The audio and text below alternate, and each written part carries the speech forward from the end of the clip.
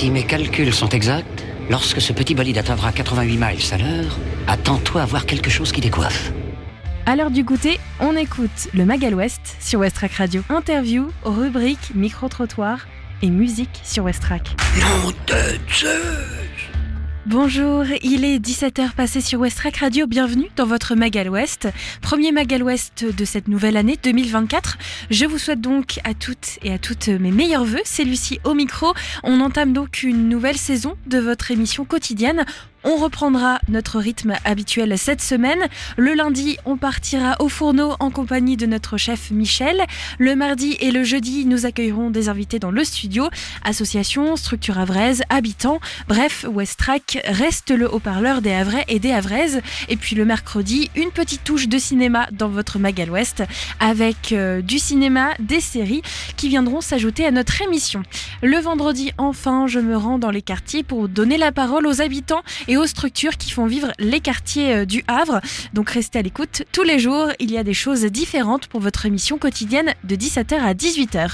On reprend donc une nouvelle émission et aujourd'hui on est lundi. On va donc se concentrer sur des recettes et cette fois-ci c'est la galette des rois qui est mise à l'honneur dans le Magal West avec Michel évidemment. Et oui, c'est la saison. Dans cette émission, on va aussi retrouver la météo, notre agenda culturel, les infos du soir avec Mathieu. Et puis pour notre reportage du jour, c'est Camille qui va nous emmener hors du studio de Westrack pour nous présenter l'exposition photo de Denis Briard qui se termine à la fin de ce mois de janvier.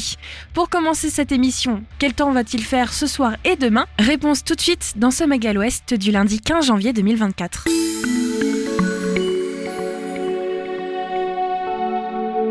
Cet après-midi, vous pourrez continuer de profiter du soleil. La température cet après-midi atteindra les 4 degrés. Ressenti 0, le vent devrait atteindre en moyenne les 24 km/h, orientation du vent nord-nord-ouest. En soirée, de nombreuses éclaircies parsèmeront le ciel. La température va retomber à 3 degrés et le vent devrait atteindre en moyenne les 15 km/h, orientation du vent nord.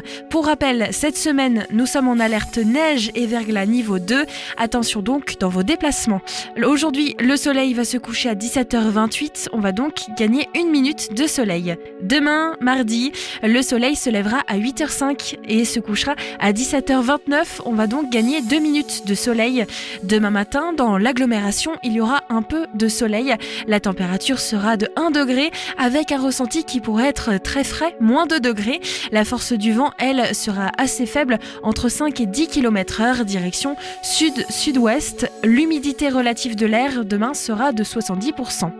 Demain après-midi, le ciel sera prédominant. La température l'après-midi pourra atteindre jusqu'à 2 degrés et pourra descendre jusqu'à moins 2 degrés. Le vent devrait atteindre en moyenne les 13 km/h direction sud. Demain en soirée, le ciel sera fortement nuageux. La température va retomber à 2 degrés, ressenti moins 2 et toujours un vent aussi faible entre 10 et 14 km/h direction sud-sud-ouest. Et je vous rappelle donc prudence puisque nous sommes actuellement en alerte neige et verglas niveau 2, alerte orange sur tout le département. On retrouve Mathieu pour le journal du soir tout de suite dans le Magal West.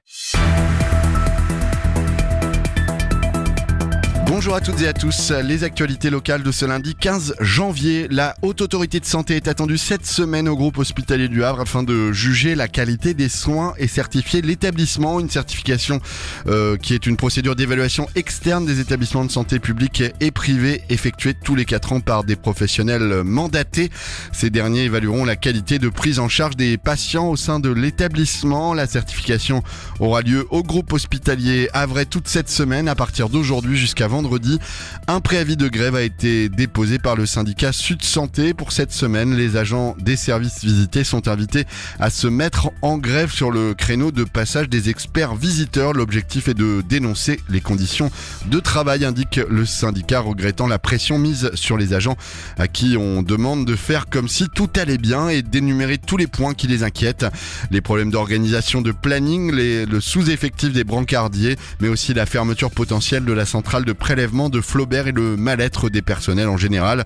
Dans son tract, le syndicat Sud Santé encourage la direction à continuer dans cette voie. Réduisons encore le personnel et donc réduisons les problèmes. Traditionnellement, les mois de janvier et février sont des mois de reconstitution des stocks chez les commerçants. Après le Black Friday et les fêtes de fin d'année, il faut penser aux produits qui seront proposés avec le retour des beaux jours. Bon nombre sont fabriqués en Asie et transitent par bateau et arrivent au port du Havre. La voie classique passe par la mer Rouge, puis le canal de Suez et enfin l'Europe.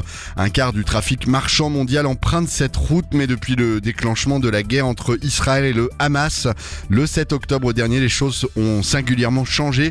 Les rebelles houthis du Yémen, alliés de l'Iran, mènent des raids contre des navires qu'ils jugent proches d'Israël. Ces attaques sont revendiquées comme étant des soutiens aux habitants de la bande de Gaza.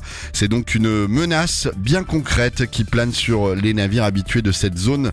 L'ensemble des armateurs du port du Havre est concerné par cette situation. Concrètement, une partie de la flotte passe désormais par le cap de Bonne-Espérance au sud de l'Afrique. Cela entraîne un voyage plus long de 15 à 20 jours, donc une plus grande consommation de carburant et un ralentissement de la rotation des conteneurs qui restent plus longtemps en mer. Le prix du transport a logiquement augmenté. Les armateurs assurent que ni le tarif des conteneurs ni la hausse de consommation du carburant n'auront de répercussions sur le prix des produits. Le marché du transport maritime avait déjà connu des hausses avec la crise du Covid. Avant de revenir à un niveau normal, le commerce international ne pourra pas éternellement éviter la mer Rouge. La situation devrait évoluer, mais les armateurs craignent une intervention militaire qui risquerait d'envenimer encore plus la situation. Encore une étape de franchie, l'une des dernières peut-être avant qu'un nouveau véhicule utilitaire léger électrique ne soit construit sur les chaînes du site de Renault à Sandouville près du Havre. La Commission européenne a donné son feu vert mardi 9 janvier pour la création de Flexis, une entreprise franco-suédoise constituée par Renault et Volvo conformément à la loi antitrust. Cette nouvelle entité permettra notamment de fabriquer ce véhicule. L'annonce de ce projet avait été faite par la direction du site normand lors d'un comité social et économique extraordinaire le 6 octobre dernier. Une bonne nouvelle selon le syndicat Force ouvrière majoritaire chez Renault. L'assemblage d'un nouveau véhicule utilitaire électrique nécessitera de nombreux travaux sur le site consacré à l'utilitaire trafic avec une réorganisation de l'usine et la création d'une nouvelle ligne d'assemblage. La saga Sandouville qui fête ses 60 ans en 2024 ne semble pas près de se terminer. Le service Equinox du groupe hospitalier du Havre prend en charge des jeunes de 12 à 17 ans atteints de troubles du comportement, anxieux, en dépression ou en phobie scolaire. 8 adolescents y sont accueillis à temps complet pour une durée moyenne de 3 semaines. Durant leur hospitalisation, les professionnels de santé leur proposent un suivi psychologique et des cours le matin. L'après-midi est consacré aux activités culturelles et sportives. C'est dans ce cadre que les soignants ont créé l'atelier sonore il y a bientôt 3 ans. Cet atelier est le seul de l'hôpital à faire intervenir un acteur extérieur, en l'occurrence un membre de l'association havraise Pieds Nus dont les locaux sont nichés au fort de Tourneville, Arnaud Lemindu, musicien, ou encore Emmanuel Tornero, créatrice radiophonique qui accueille des jeunes entre 4 et 5 adolescents au profil et parcours différents, participent chaque jeudi à une séance. Des objets sont éparpillés autour d'une grande table, des baguettes de batterie, des cordes, des boîtes de conserve. Les patients sont libres de les saisir, de s'exprimer, d'être en colère, de lâcher prise ou de dévoiler leurs émotions. L'atelier est financé majoritairement par la DRAC dans le cadre du projet Culture Santé, mais la subvention est reconduite uniquement sur 3 ans et l'atelier ne devrait plus en disposer à la rentrée 2024. Pour le maintenir, une cagnotte en ligne avait été lancée durant l'été 2023 et 1825 € ont été récoltés, de quoi donner un peu de répit pendant un an aux adolescents. Et enfin au donjon, table gastronomique d'Étretat. Un chef étoilé peut en cacher un autre. Actuellement c'est Gabin Bouguet qui est en cuisine dans le célèbre restaurant auréolé d'une étoile au Michelin depuis 2021. Mais à partir du 11 janvier, il accueille également le chef rouennais Rodolphe Potier. Au donjon, c'est une période de transition qui va s'ouvrir. Le restaurant gastronomique n'ouvrira que pour quelques dates en janvier, puis les clients pourront bénéficier de repas étoilés à 4 mains à partir du mois de février. Le Rouennais prendra ensuite seul les rênes de la cuisine du donjon à partir du mois de mars. Interrogé, Gabin Bouguet n'a pour l'instant pas souhaité en dire plus sur son avenir professionnel. Merci Mathieu, vous pouvez le retrouver tous les jours dans son émission Le 8 à 9 pour avoir toutes les informations, que ce soit locales mais aussi nationales, à partir donc de 8h sur Westrack Radio. Après les infos, direction notre agenda pour connaître tous les événements de la région. Des idées sorties pour cette semaine ou ce week-end pour te culturer sur Westrack Radio. Demain, vous avez rendez-vous à Fécamp avec un spectacle de danse. Ce spectacle s'appelle Cabane. Imaginez un carré lumineux au sol, tel un pré sur lequel reposent quelques branches. S'offre donc à 4 garçons. Ils vont tour à tour prendre place, occuper cet espace. Il s'agira de découvrir, réinventer en permanence des jeux autour et à l'intérieur d'une cabane fictive. C'est demain à 19h au théâtre Le Passage de Fécamp, 54 rue Jules Ferry. Le tarif est de 5, 8 ou 10 euros. Vous pouvez leur téléphoner au 02 35 29 22 81. Au Havre, vous avez rendez-vous avec les randonnées du Codeur 76. C'est demain avec plusieurs parcours. D'abord, le bout du monde à 6 km, départ à 9h30 du parking de la plage, à Sainte-Adresse pour 8 km, départ à 14h du parking du bout du monde et enfin une marche nordique de 10 à 10 km au départ du parking de l'ancien terrain de camping de Montjon. Et ce rendez-vous se fait à 8h45. Vous pouvez les contacter par mail à codeur avec un s.76@free.fr ou directement par téléphone au 02 35 43 15 00. Et enfin dimanche, c'est un rendez-vous à ne pas manquer avec du cirque. Le spectacle Trait est un essai de cirque graphique. C'est le dernier volet d'un triptyque à l'adresse du jeune public proposant une revisite contemporaine de 3 fondamentaux du cirque, le corps, la famille et le cercle. Inspiré par les œuvres des peintres Johan Miro et Vassili Kandinsky, Trait met en scène une circassienne à la roue cire. C'est dimanche 21 janvier à 15h à l'espace culturel de la Pointe de Caux. Tarif 2 à 6 euros. Il est 17h10, tout juste passé sur Westrack Radio. L'heure de retrouver un artiste à découvrir cette semaine sur Westrack Radio en partenariat avec la Ferrarock comme toujours.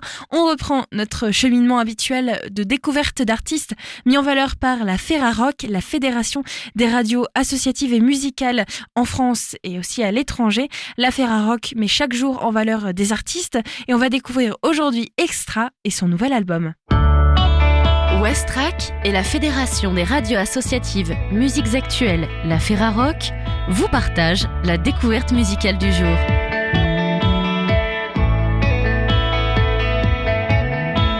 Le nouvel album Out of Phase de Extra est sorti le 17 novembre 2023 chez Requiem pour un Twister. Les amitiés font souvent de grandes aventures pop. Regardez Simon et Garfunkel, Al et Oates ou David et Jonathan. Pour Alix et Antoine, c'est pareil.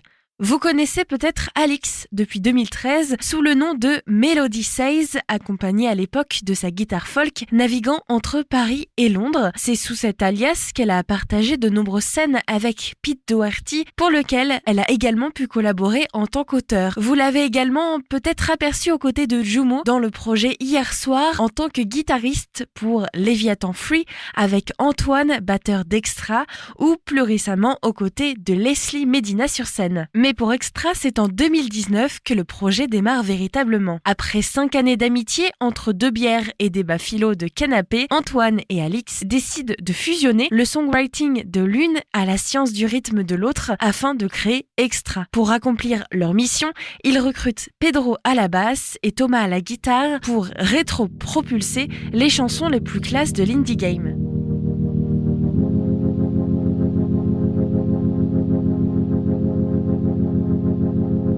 Out of tears, I'm feeling like a lion. Out of fears, I'm ready to go somewhere, somewhere. In my room, I'm breathing wildly. In my room, I hear many voices somewhere,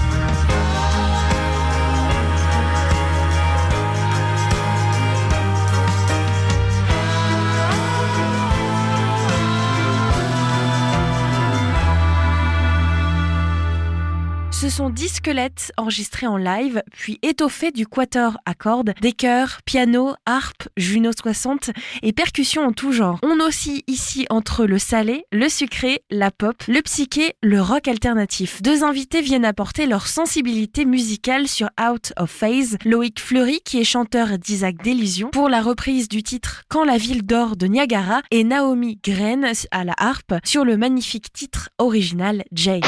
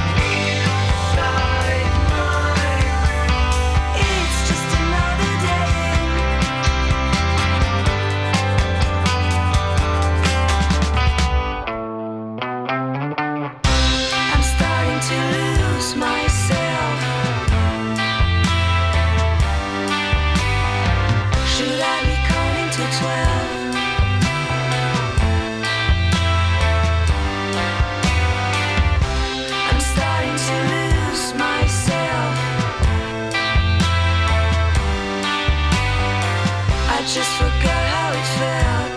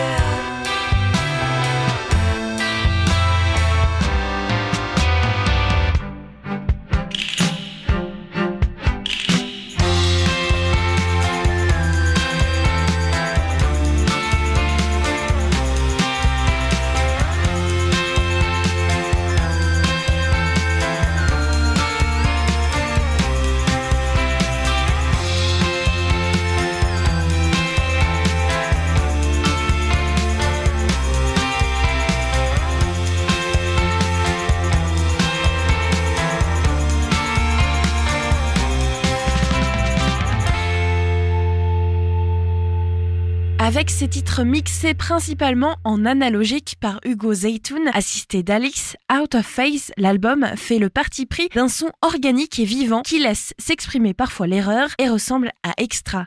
Ce second album est un élan de maturité et de volonté de surprendre.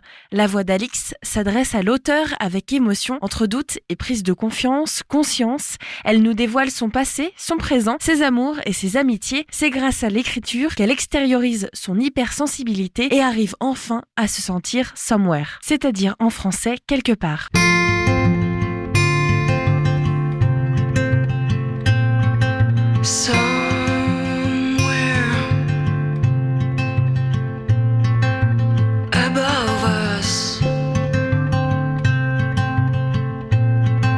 Above the seas, above the trees,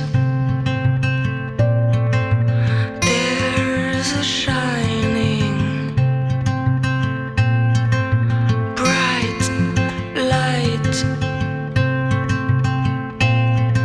forever young, forever strong.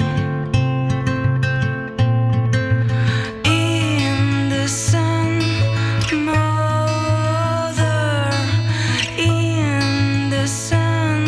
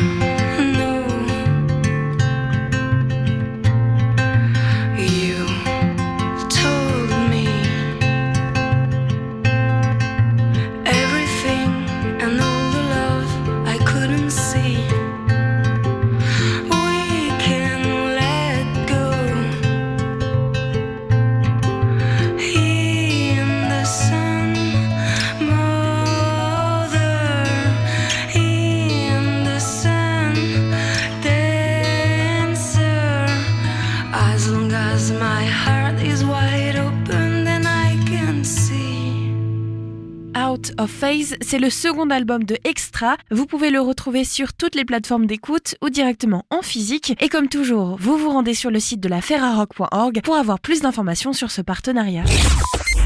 Le Mag à l'Ouest, info, divertissement et bonne humeur sur Westrack. Un titre qui s'appelle Jay et c'est signé le groupe Extra, issu de leur nouvel album Out of Phase. Vous êtes toujours dans le Mag à l'Ouest, nouvelle édition 2024. Merci d'être à l'écoute. C'est toujours Lucie avec vous. Et après cette découverte musicale du groupe Extra, mis en valeur par la Ferrarock, on va partir au Havre avec une exposition d'un artiste havrais qui est en cours au musée du Regard du Havre et ce jusqu'à la fin janvier. Camille nous présente cette exposition signée Denis Briard. Depuis le 21 octobre, on peut retrouver au musée du Regard du Havre une exposition sur une grande personnalité du monde de la photographie française, Denis Briard. À l'occasion de cette exposition intitulée La nature au cœur, j'ai eu l'opportunité de m'entretenir au téléphone avec son épouse, Solange Briard, qui m'a fait découvrir son univers. Je vous propose alors de s'aventurer sur les pas de celui qui a ouvert la voie à une génération de photographes auteurs et qui est l'un des premiers à avoir milité pour que la photographie soit reconnue comme une expression artistique à part entière.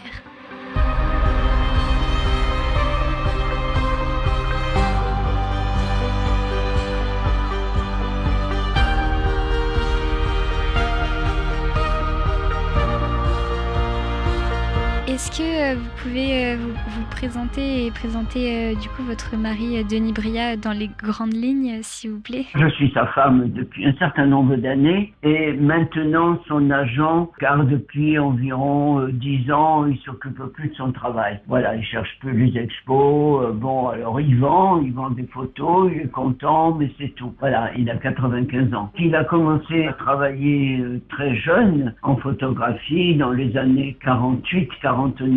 Il a travaillé d'abord chez un boutiquier où il a appris le métier de base et après il a appris sur le tas. Alors il a eu la chance par son ami Robert Doisneau et il faisait de l'illustration, du reportage.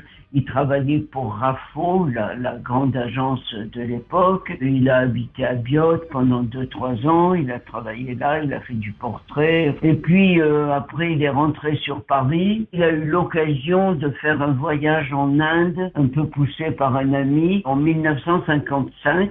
Et là, il est parti quand même avec des commandes de livres de l'agence Rafo. Ça s'est très bien passé. Il est revenu. Grâce à ce travail, il a eu le prix Niepce. Après justement Doisneau et Diozède. Il avait vu, je crois, dans les années 50, une exposition d'Edward Weston, le grand photographe américain, et il s'était dit, c'est ça que je veux faire, je veux travailler sur la nature parce qu'il adore la nature. Et un jour, il déjeunait avec Robert Doisneau à Paris et Robert lui dit « Oh, mais Denis, tu n'as pas l'air bien, qu'est-ce qui se passe? Ça marche pour toi, pourtant. » Et Denis lui dit « Écoute, je connais un petit village en Provence parce qu'il était venu à Beaulieu faire de l'illustration, des photos d'illustration. J'en ai assez de faire ce que je fais, je veux travailler sur la nature, j'ai envie de m'installer là-bas. À ma place, qu'est-ce que tu ferais? Robert lui a dit, moi j'y serais déjà pour faire ce que j'ai envie de faire. Et donc 3 jours après, il arrivait à Beaulieu,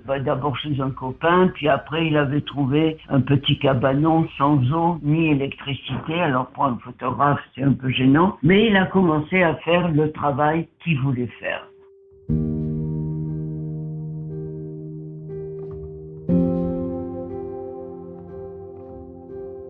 Et alors au début, il a travaillé là en noir et blanc et il avait en tête aussi, et ça c'est important de le dire, dès 58, il pensait que la photographie, ça pouvait aller aussi sur un mur. C'était pas simplement des magazines, de l'illustration. Parce qu'à l'époque, personne ne faisait ça en France. Il y avait 2 ou 3 photographes aux États-Unis qui faisaient ça, Weston, Stiglitz ou autres, mais en France, non. Et ça a été le premier, vraiment, en 58, à dire, mais on peut accrocher une photo sur un mur au même titre que de la gravure ou de la peinture. Et là, il a commencé à travailler en noir et blanc. Et puis après, son cabanon, c'était petit, il avait eu l'électricité, et il a eu l'idée, il a eu l'occasion, son père lui a donné de l'argent pour s'acheter un terrain plus près du village. Il a construit en partie cette maison avec de l'aide. Et il s'est fait là, dès le départ, un très beau labo négatif.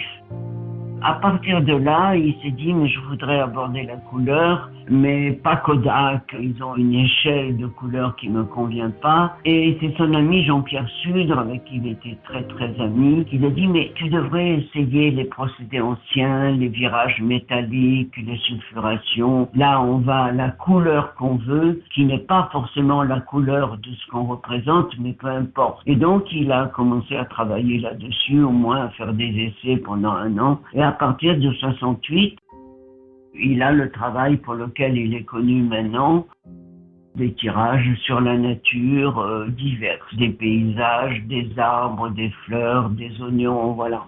Il y a eu l'idée aussi, parce que c'est très très long à faire, quand il avait mis au point un tirage, un 30-40, il le tirait à 10 et les 10 étaient faits dès le départ, avec une épreuve personnelle ou quelquefois une épreuve d'artiste. Il tirait soit 30-40, 40-50, 50-60.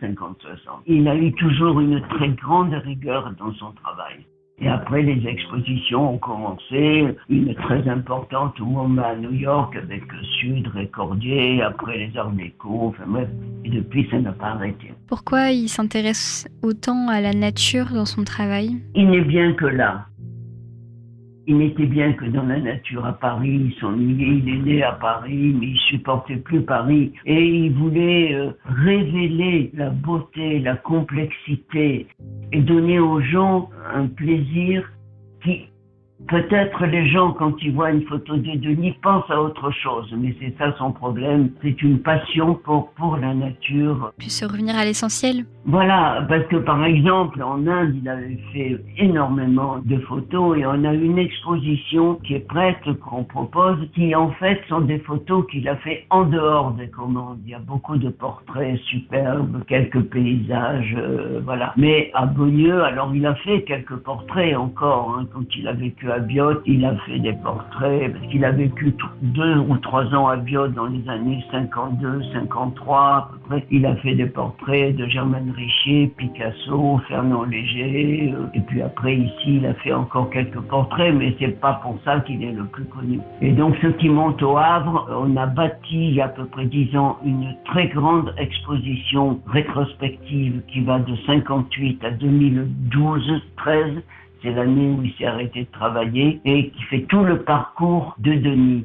D'accord. Et pourquoi choisir le Havre comme lieu d'exposition ? Est-ce qu'il a pris des photos là-bas ? Parce qu'on lui a demandé, parce que la dame qui s'occupe des expositions au Havre travaille aussi avec la galerie que Denis a à Paris, qui le représente, qui est une excellente galerie, c'est Caméra Brousse, il est chez eux depuis 25 ans. Et elle travaille aussi pour Didier Brousse, qui est le patron. Et c'est là où, en discutant, elle a eu l'idée de présenter une très grosse expo de Denis. Et là, il y a 68 ou 70 photos. Qu'est-ce que je peux vous dire encore ? Jusqu'à quand est l'exposition ? Oh, elle est assez longue, jusqu'à au moins mi-janvier, 20-24 janvier. Oui, elle est très importante. Alors, après, on a rencontré un éditeur de Marseille qui lui a dit « Oh, mais Denis, pourquoi vous ne feriez pas de livre ?» Alors, il a dit « Oui, mais moi, au départ, je travaille pour le mur. Ma photo est pensée pour le mur. » Il dit « Oui, mais on peut faire les reproductions. » Alors, il a fait un premier livre avec eux qui s'appelle « Première année en Provence » et c'est justement ses premières années en Provence, quelques portraits et le début de son travail en noir et blanc. Après, on a fait un autre livre avec un autre éditeur et après, avec Le Bec en l'air à Marseille, ils ont fait en 99 un très très beau livre qui s'appelle Les Métamorphoses de l'Argentique. C'est un parcours de son travail remarquablement imprimé avec des textes très bons. Il a été très vite épuisé. Ils l'ont republié 1 an après et maintenant ils viennent de sortir un nouveau livre sur son travail sur les oignons. Il a travaillé plus de 50 ans sur les oignons. Il est sorti il y a 1 mois avec un très beau texte de Michel Poivert qui est un grand historien de la photographie. Donc il a finalement fait des livres. Finalement. Voilà. Mais pour lui, sa photo, c'est le mur. Parce qu'il y a quand même une différence même si c'est très bien imprimé, entre le tirage original sur le mur. Mais je trouve aussi une photo sur un mur, c'est plus parlant et c'est plus impressionnant aussi. Oui, et puis le tirage même, je vous dis, si c'est très bien imprimé, il y a une matière dans le tirage. Par exemple, dans le livre, des fonds blancs très purs sur l'image originale, vous êtes obligé de faire un léger gris très clair, qui est très bien fait, mais c'est pas pareil. Voilà. Ouais. Ouais. Et c'est Voilà. important en plus à notre époque où il y a beaucoup de technologie et les gens peut-être ils sont plus sur leur téléphone à regarder les œuvres d'art, c'est ça. d'aller voir et se déplacer pour voir des photos justement sur... Ah, absolument. Et elle est très bien accrochée. Bon, moi, j'ai pas pu aller la voir parce que mon mari est très fatigué. Mais mon fils y était, il habite Le Havre et il a présenté. Voilà. Il s'appelle comment votre fils? Il s'appelle Pierre Briat. D'accord, merci. C'est un rapport plus avec la photographie en général, mais vous, du coup, comme vous avez aussi suivi l'aventure de votre mari aussi, Oui. est-ce que vous avez vu une grande différence dans l'âme de la photographie au moment où il a commencé et à aujourd'hui? Est-ce qu'il y a des différences Non, à partir du moment où il a travaillé en couleur, mais ces couleurs, il a travaillé par exemple 3 ans sur les mêmes tulipes. Après, il a travaillé 10 ou 15 ans sur des coquelicots. Il a commencé à partir de ce moment-là à faire de grandes séries. Alors des séries sur les arbres. Il a photographié par exemple les mêmes cerisiers dans un joli vallon en face de chez nous au printemps et à l'automne. Il a fait ça pendant 10 ans. Vous voyez, il a approfondi ces sujets et il s'en lassait pas. Par exemple, Les Tulipes, qui est une série très célèbre chez lui, je crois qu'ils sont tirés à 6, plus l'épreuve personnelle, plus 1 ou 2 épreuves d'artistes quand c'était bon, et on n'en a pratiquement plus à vendre. Il en reste 4 à vendre. Ces séries très connues, les tulipes, les coquelicots, il en reste très très peu. Mais il n'a jamais retiré une photo. Il y a une exception pour une photo, mais elle n'est pas exposée au Havre, je crois, mais elle est dans le livre. Si vous avez le livre, une grande pelure d'oignon, très très belle en forme de triangle un peu. Alors au début, il avait tiré en 40-50 et il a très vite tout vendu. Et après, il a dit, oh mais finalement, elle serait peut-être mieux en 50-60. Et c'est vrai, il a retiré. Parce que la force de Denis, à mon avis, c'est que quand il prend la photo, qui est le moment important pour le photographe, quand il prend la photo en pleine nature ou à l'atelier, il imagine déjà le format qu'elle aura et là où il veut en arriver au niveau couleur. Et ça, c'est sa force. Et il a aussi énormément travaillé sur la gravure photographique sur les comptes. Il attaque la gélatine aux plus fortes densités pour avoir plus de profondeur dans la photo. Voilà. Super, c'est vraiment un parcours exceptionnel, je trouve. Merci beaucoup en tout cas d'avoir pris le temps. Je vous en prie. Je vous invite à aller découvrir la photographie de Denis Briat au 11 rue Bougainville au Havre jusqu'au 27 janvier 2024. J'ai été ravie d'avoir au téléphone Madame Briat, que je remercie énormément pour son temps ainsi que pour nous avoir fait découvrir son mari Denis Briat ainsi que son univers photographique. Pour plus d'informations, n'hésitez pas à vous rendre sur le site du musée qui organise l'exposition muséduregard.fr. Et pour retrouver la pastille, ce sera sur notre site west-track.com. C'était Camille pour West Track Radio. Merci Camille. Après en avoir pris plein les yeux grâce à Camille et cette belle exposition de Denis Briat à retrouver jusqu'au 31 janvier, on va en prendre plein les narines. Grâce aux saveurs préparées dans la cuisine de Michel, notre chef, il est toujours présent les lundis pour sa rubrique cuisine dans le Mag à l'Ouest. Avant de le retrouver et de pouvoir découvrir sa recette de la galette des rois, on parle musique avec Death by Entertainment. Ça vient tout juste d'arriver sur West Track, c'est tout nouveau, sorti en 2023 et c'est un titre qui vient de Peckham au Royaume-Uni. Ça va nous mettre un peu de peps, un peu de pêche cet après-midi et c'est signé Sam Akpro sur West Track.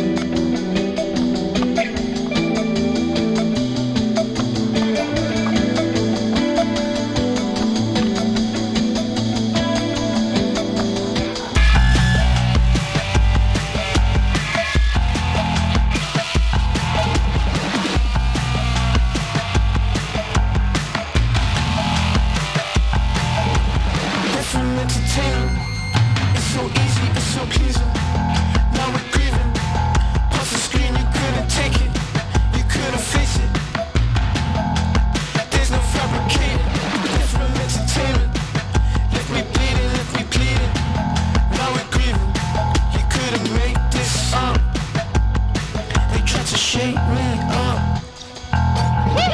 Woke up just to wake up again. I'm burning out, still play the game.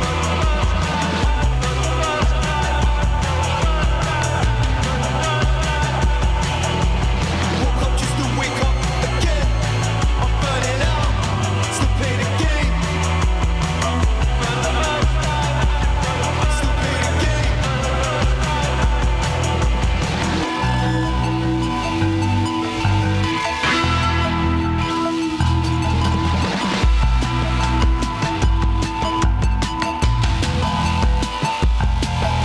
No rest for the impatient.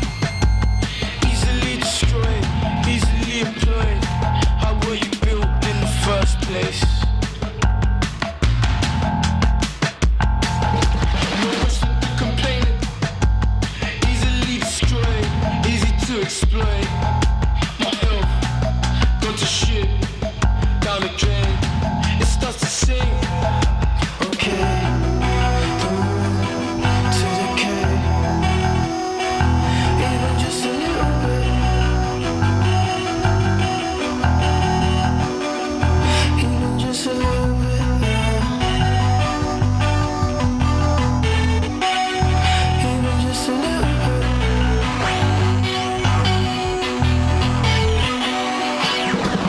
Woke up just to wake up again. I'm burning out, still play the game.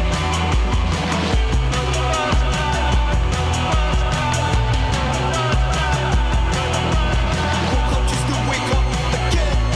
I'm burning out, still play the game. Still play the game.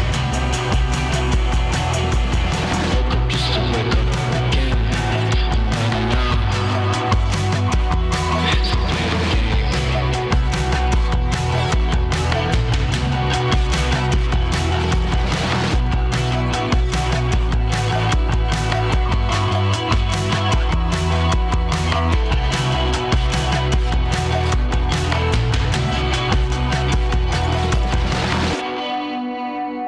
Le Magal West, c'est dans tes oreilles du lundi au vendredi sur Westrack. Et c'était le titre Death by Entertainment à l'instant sur Westrack Radio.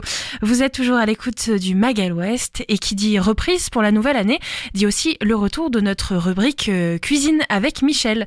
Eh ben, salut Michel. Salut Lucie, meilleurs vœux. Bonne année. Bonne santé. Comment ça va ? Ça va bien. Non, ça va bien. Un peu frisqué, mais ça va bien. Là, c'est la période des galettes. Ouais, c'est donc on est obligé ça se d'en parler. termine. Ça se termine. C'est mais vrai. là, ça se termine. Mais bon, il y a toujours les gourmands qui vont continuer. La galette des rois, bah, ça remonte. Allez, la crème d'amande des Romains. Donc, on part de très loin. La pâte feuilletée, on est au Moyen-Âge. Donc, ouais, on va dire à partir du Moyen-Âge, la galette des rois. Ça a plus ou moins changé selon si on était sous Napoléon, sous les rois de France. La Révolution aussi a un peu bousculé ça. À titre d'exemple, à l'Élysée, c'est une galette, mais pas des rois, donc il n'y a pas de fèves. Ah, Voilà, d'accord. donc pour la petite histoire. La recette la plus proche de la galette des rois, c'est ce qu'on appelle le pitivier. Alors, ça vient du Loiret, Centre-Val de Loire, c'est ça. Alors, la petite différence, c'est que de la crème d'amande. C'est pas de la frangipane. Alors, je vais expliquer la frangipane tout à l'heure. C'est que de la crème d'amande et il y a un glaçage dessus et quelques fruits confits. Mais ça reste de la pâte feuilletée, voilà. Alors, ça, c'est un peu pour vous expliquer l'origine. Faut savoir qu'on mange pas de la galette des rois partout. C'est chacun un peu son truc. Dans le Nord, ils ont une galette qui ressemble plus à la tropézienne. C'est donc plutôt une pâte briochée avec une crème légère. En Normandie, normalement, on a une brioche au beurre. Alors, j'en ai jamais vu, hein, en forme de petit Jésus normalement. D'accord. Parce que bon, la galette c'est à l'épiphanie. L'épiphanie c'est la présentation de Jésus au roi mage. Mais on est d'accord que c'est bien français, la galette des rois ? Français, allemand, Belgique, Ouais, il y a quand même quelques pays. Ouais, tous les pays qui ont une influence romaine, judéo-chrétienne à partir des Romains, quoi. Voilà, et après Moyen-Âge, tout, et c'est aussi pour remplacer encore une fois une fête païenne, hein, à la base. Donc, en Bretagne, ils ont le Queen Amman, Et je l'ai vu, le Queen Amman à la frangipane, j'ai vu ça y est. Je trouvais qu'il n'y avait pas assez de beurre, pas assez de sucre. On est dans la faute de la frangipane là-dedans. Les fous, il n'y a pas d'autres. Franche-Comté, je vais pas toutes les faire parce qu'il y en a beaucoup. La Savoie, à Nantes et Poitiers, Bordeaux, Toulouse. Je vais en citer une quand même parce que j'aime beaucoup. Celle-là, c'est dans le sud-ouest. Et ils font ce qu'on appelle la couronne des rois. Donc c'est une grosse brioche avec plein de fruits confits et un petit glaçage. C'est pas mal non plus ça. C'est plus c'est moins sucré. Ouais. C'est voilà. Et sinon après la recette quand même. Comment faire donc la galette frangipane. Galette frangipane, d'abord on va faire de la pâte feuilletée. Alors la recette de la pâte feuilletée. On va dire que pour 500 grammes de farine, on commence par le poids de farine. On divise 500 grammes par 250 grammes. Donc il va falloir 250 grammes d'eau. On mélange l'eau et la farine avec une petite pincée de sel. 500 grammes plus 250 grammes d'eau, ça fait 750 grammes. 750 grammes divisé par 375 grammes. J'essaie de faire ça de tête quand même. C'est pas du tout les proportions que j'utilise d'habitude. Donc il va falloir 375 grammes de beurre. Voilà, c'est comme ça qu'on a la recette de la pâte feuilletée. Donc on a la pâte d'un côté, le beurre on le ramollit. S'il ramollit pas assez vite, on tape dessus, ça marche. C'est ce que je fais généralement. On n'a pas forcément un laminoir comme en boulangerie. On ramollit le beurre. Ensuite, on prend sa pâte, on coupe en 4 sur le dessus, mais jusqu'à mi-hauteur. On écarte la pâte comme une fleur, comme des pétales de fleurs en fait. On met le beurre au milieu, ramolli. On rabat les 4 pétales par-dessus. On étale, on plie en 3, on fait un quart de tour, on recommence. Là, pour voir la manipulation, un petit tuto YouTube, je pense que ça peut être pas mal. Voilà, c'est pas très compliqué la pâte feuilletée en elle-même. C'est surtout des temps de repos. Ensuite, donc on a notre pâte feuilletée d'un côté, sinon on l'achète toute faite chez le boulanger, s'il vous plaît, messieurs, dames, pour avoir un produit de qualité avec du vrai beurre dedans, comme dit la chanson. Et après, la crème d'amande. Alors la frangipane, qu'est-ce que c'est ? C'est 2 tiers de crème d'amande et 1 tiers de crème pâtissière. Donc la crème d'amande, c'est un peu comme la pâte feuilletée. On recommence. Donc on va mettre pour 40 grammes de sucre, on va mettre 40 grammes, c'est un peu comme le 4 quarts en fait. Voilà, c'est ça. Cherchez. On va mettre 40 grammes de beurre ramolli, qu'on va mélanger jusqu'à temps que ça blanchisse un petit peu. Là-dedans, on va mettre un œuf entier, ce qui correspond à 40 grammes encore une fois. C'est pour ça que je parlais de 4 quarts. Et après, on va mettre 40 grammes de poudre d'amande. Donc un quart, on est bien là-dedans. Dans la crème d'amande, va falloir mettre un tout petit peu de rhum, sauf si on est d'obédience halal, enfin voilà, si on n'a pas le droit à l'alcool, mais normalement c'est le plus sympa, c'est un rehausseur de goût pour le goût des fruits secs. Ça booste un peu. Il y en a qui en mettent un peu trop de rhum, je trouve, des fois, mais voilà, un petit trait de rhum, de la vanille, un peu d'extrait de vanille si on veut. C'est pas obligé parce qu'on va mélanger avec de la crème pâtissière. Et là, on a notre crème d'amande. Voilà, on mélange tout ça. Moi, ce que je fais, je rajoute quand même une petite cuillère. Alors là, pour 40 grammes, une petite cuillère à soupe de farine pour assurer la liaison, pour pas que ça fonde trop vite.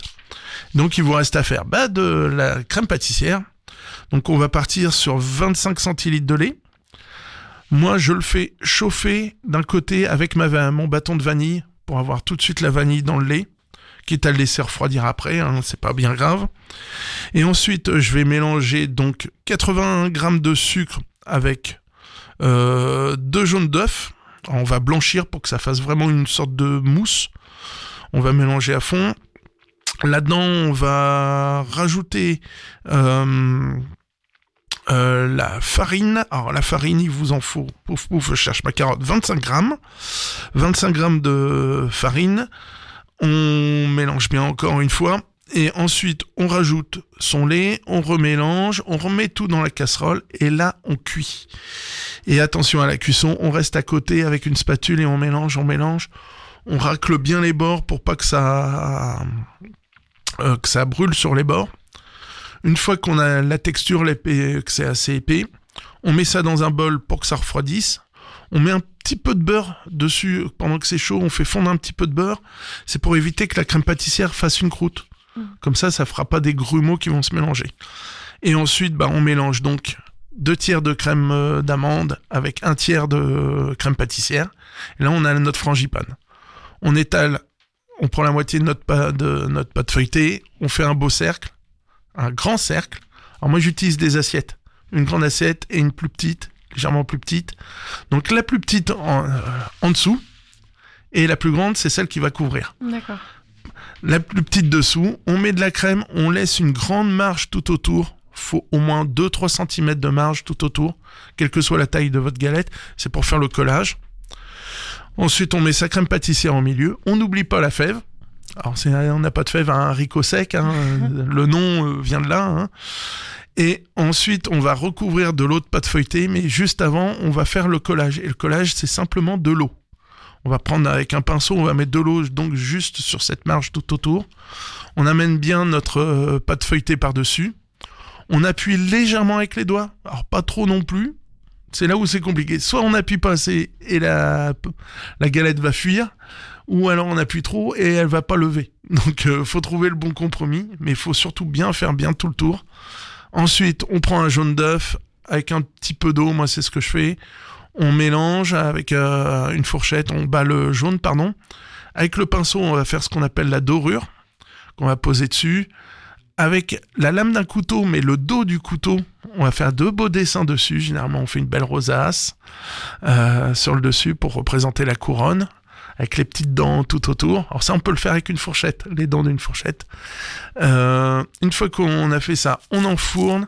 Normalement, c'est jusqu'à 40 minutes de cuisson. Moi, ce que je fais, c'est 20 minutes de cuisson à 180 degrés.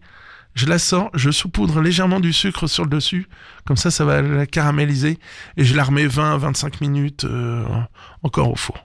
Normalement, ça ressort nickel. Là, c'est pour le côté esthétique, on est vraiment sur la finition. Voilà. Alors, quand elle est crue, la galette, si vous voulez tricher, c'est de la congeler. Comme ça, le joint, il va mieux se faire. Donc, l'idéal, c'est même de les faire la veille, les congeler, et vous les cuisez directement congelés. Et ça fonctionne très très bien. Donc, voilà, 40, 25. Si vous voulez des petites variantes, c'est pas mal avec de la mandarine confite ou de l'orange confite dans la frangipane.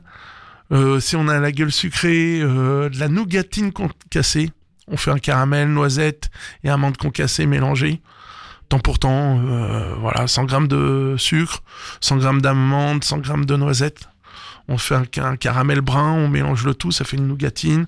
On laisse refroidir, on la casse en petits morceaux. On met ça dedans la galette. En plus, ça va refondre. Variante, moi j'en ai fait sans amande, mais avec de la noisette. Voilà, on peut faire la poudre de noisette, poudre de pistache, avec des pépites de chocolat. Voilà, on peut... Petite variante. On n'est pas obligé de rester sur la classique. Voilà, on n'est pas obligé de rester sur les amandes. Et alors, est-ce que toi, tu fais la tradition du plus jeune qui va sous la table, le torchon? Alors, quand on est en famille, oui. Alors maintenant, le plus jeune, il a 17 ans, il veut plus aller sous la table. Donc on lui cache les yeux et on essaie encore de faire ça. Au restaurant, on a joué le jeu dans mon restaurant. On a fait des fèves quasiment tous les jours, à chaque fois qu'on faisait la galette, et les gens repartaient avec une bouteille de cidre, quoi. C'était sympa. C'est sympa. Voilà, ce côté c'est cool. mieux que d'être sous la table et d'attendre après, en disant une part pour... Il y a toujours cette tradition chez les boulangers. Enfin, c'est une nouvelle tradition. On trouve des louis d'or, des lingots. Ah. Ouais, ça c'est... Ça vaut le par coup, contre, c'est pas donné, la galette. Ce que je disais chez nos amis boulangers, j'ai vu tous les prix. Des gens honnêtes qui travaillent bien. 30-40 euros, c'est pas déconnant la galette selon le nombre de personnes. Mais bon, là j'ai vu une galette à presque 100 euros pour 10 personnes. Je fais un peu mon Marseillais, mais c'était un peu ça, quoi. J'espère que c'était tout biologique, que c'était top de la ferme et tout, parce qu'à ce prix-là, c'était un peu cher. Ouais, il faut faire attention au nom de la tradition quand même. Et que ça soit du fait maison. Mais là, on a l'occasion de le faire à la maison, donc ça, c'est parfait. On achète de la pâte feuilletée toute faite, et après le reste, c'est facile, quoi. Bah merci beaucoup Michel. Mais je t'en ce prie. soir c'est galette du coup. Ouais, Et voilà. puis c'est surtout la fin de notre émission. Alors vous restez avec nous puisque déjà vous avez rendez-vous avec un titre de Fantasy Dub qui s'appelle Rendez-vous. Et puis vous avez surtout rendez-vous avec Je vous demande de vous arrêter. Nous on se retrouve la semaine prochaine Michel. Pas de souci. Et puis un autre Magal West qui continue évidemment demain. On se retrouvera pour présenter le programme du festival du goût des autres avec Fabienne Delafosse. Restez au rendez-vous. Tout de suite c'est votre émission Je vous demande de vous arrêter et rendez-vous avec un featuring entre Sophia Bolt et Fantasy Dub. Tout de suite, belle soirée. Au revoir et merci. Enfin, c'est fini. C'est trop pénible. Comment tu me captives? Ton odeur m'enivre. Je peux plus dormir. Tout est flou. Tes jambes jusqu'à ton cou, tes joues, tes lèvres au rendez-vous. Tout m'excite. Tout est flou. Tes jambes jusqu'à ton cou, tes joues, tes lèvres au rendez-vous. Tout m'excite. C'est trop pénible. Comment tu me captives? Ton odeur m'enivre. Je peux plus dormir. Tout est flou. Tes jambes jusqu'à ton cou, tes joues, tes lèvres au rendez-vous. Tout m'excite. Tout est flou. Tes jambes jusqu'à ton cou, tes joues, tes lèvres au rendez-vous. Tout m'excite. Ouvre-moi ton cœur.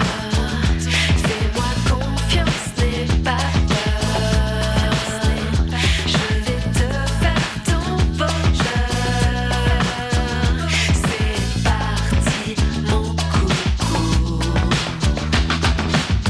Ah, je vibre à contre-jour. Pas trop vite.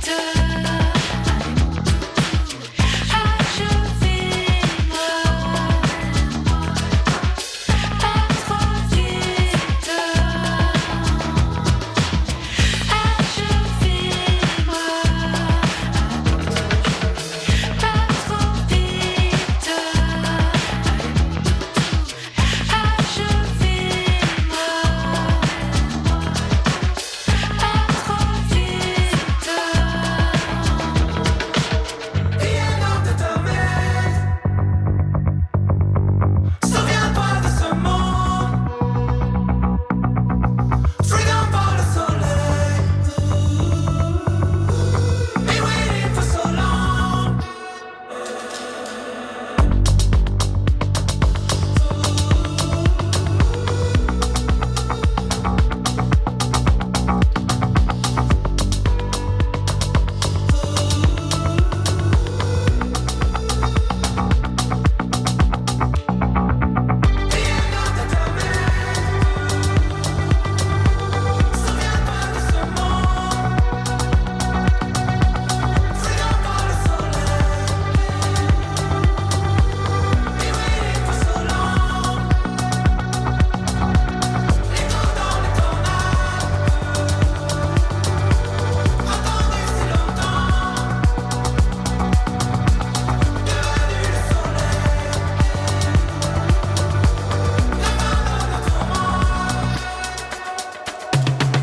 Let's turn off the TV and come dance around now. Let's turn off the TV, watch the setting sun. Let's turn off the TV and come dance around now. Let's turn off the TV, watch the setting sun. Let's turn off the TV and come dance with me. I wanted something special, let's go dancing.